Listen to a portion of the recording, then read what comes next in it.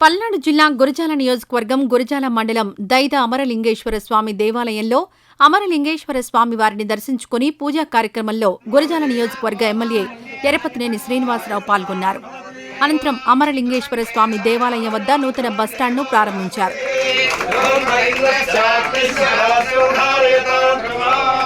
ఈ సందర్భంగా ఎరపతినేని శ్రీనివాసరావు మాట్లాడుతూ పురాతనమైన మహిమాన్విత ప్రసిద్ధి చెందిన దేవాలయం దైదంబిళం అని టీడీపీ హయాంలో అభివృద్ధి జరిగిందని, గత ప్రభుత్వంలో ఒక్క రూపాయి కూడా ఖర్చు చేయలేదన్నారు.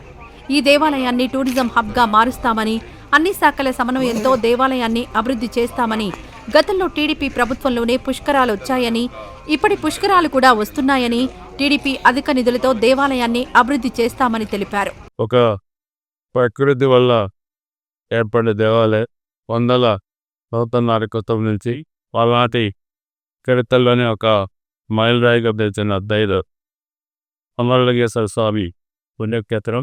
ఇది పుణ్యక్షేత్రానికి 14-19 తెలుగుదేశంలో ఉన్నప్పుడు లోడవ చంద్రబాబు నాయుడు గారు పుస్తకాలు ఇచ్చినప్పుడు మొత్తం పల్నాడు ప్రాంతానికి 150 కోట్ల రూపాయల నిధులు కేటాయించడం జరిగింది.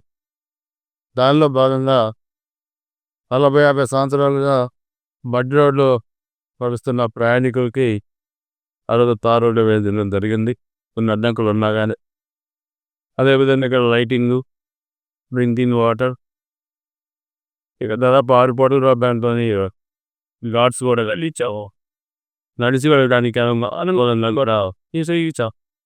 పుష్కరాల్లో సొంత పెప్పులతో ఏసీ కూడా పెట్టించాం, లైటింగ్ వేయించాం, టాయిలెట్స్ కట్టించాం, మొత్తం ఇక్కడ సీసీ రోడ్లు వేయించాం పైన.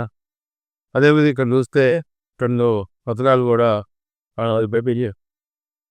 గత 5 సంవత్సరాల వైసీపీ పరిపాలనలో ఈ దైద క్షేత్రానికి 1 రూపాయి కూడా వైసీపీ ప్రభుత్వం కేటాయించారు.